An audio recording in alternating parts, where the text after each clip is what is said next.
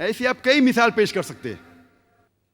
UK में हम जानते हैं कि सबसे खतरनाक टेररिस्ट अटैक और सबसे ज्यादा जो टेररिस्ट अटैक किए वो है IRA ने, Irish Republican army.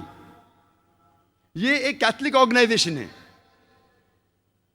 Christian organisation है, ईसाई टेररिस्ट ऑर्गेनाइजेशन है। लेकिन कभी भी यूके मीडिया में आपको ये नहीं मिलेगा कि कैथोलिक टेररिस्ट ग्रुप, कहा जाएगा IRA, आयरिश रिपब्लिकन आर्मी, क्योंकि वो मुसलमान नहीं है।